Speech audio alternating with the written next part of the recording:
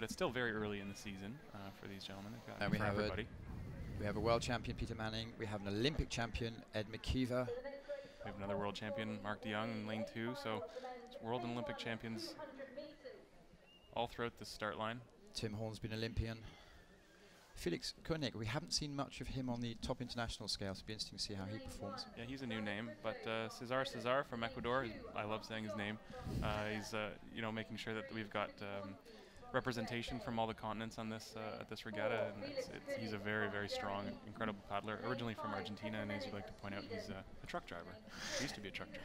And for Korea, I don't know how many Korean competitors there are, but Wan Ho Cho made it to the finals. That'd be great to see. Yeah, really impressive actually. And of course, we should also point out that Guangyi is making sure that the representation goes all the way to Asia. So it's truly an international field here. There's a couple names I don't recognize, but that's not to suggest that they aren't world class. Lanes 1 and 9, both from Poland. It'll be exciting to see them. But of course, as you pointed out, Ed McKeever in lane 7, Olympic champion. Peter Menning, world champion, and most recently medalist in Duisburg.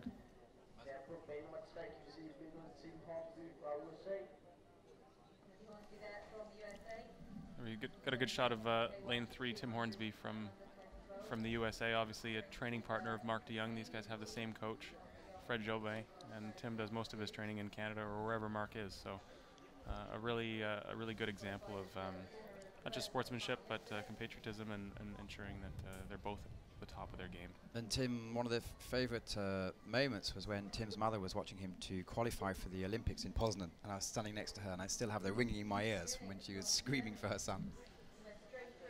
The Hornsby family has always been a strong one around the Lake Lanier Canoe Club, the host club of the 2003 World Championships. Peter Manning, top athlete, not too far away from home.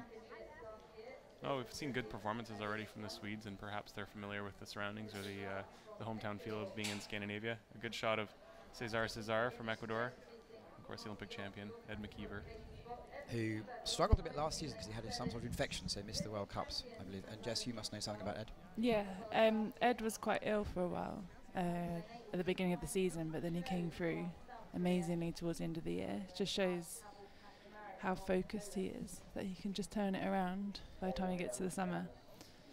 And we saw Paweł Kaczmarek from Poland. So Poland lane 1, Poland lane 9, Peter Manning lane 5, Mark de Jong, who this will be his 3rd weekend in a row he's competed. That'll take some going. Ed McKeever, let's see what sort of form he's coming into.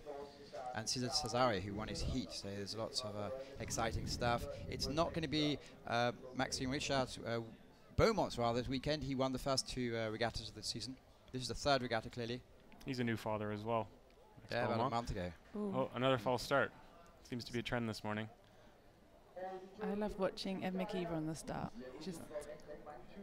It's like his shoulders come up and his head goes down, and he's just got so much forward power. What's the definition of a false start? Because it's probably not a false start in the sense that no one's called back. Well, somebody started early, so that's why the boots didn't go down. If everybody takes a stroke, I don't know if they're going to charge anybody, but they seem to be ready to go now. Well, they're off the line.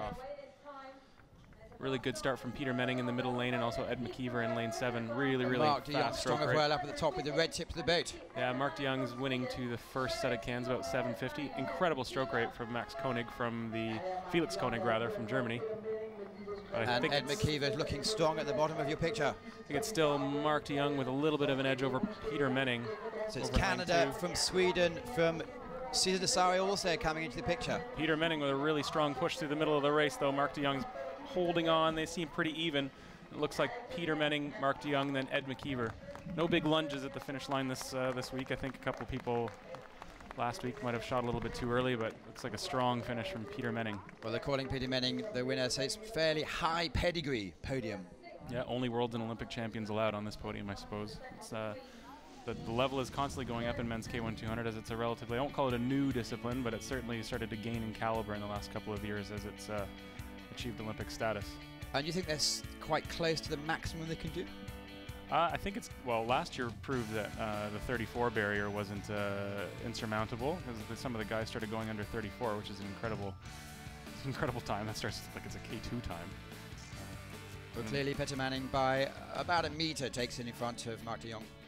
And Ed McKeever in third place there. Really strong finish from those three guys. Seemed pretty even off the line, so it really came down to the second 100 in that race. We didn't see anybody blast out. And the good news is well, here we go. Yeah, unofficial results. Peter Manning takes the gold for Sweden. Mark de Jong, silver for Canada. Ed McKeever takes the bronze medal for Great Britain, with Cesare just slightly down out of the picture. Yeah, it used to be that 35 seconds was a remarkably fast 200-meter time, but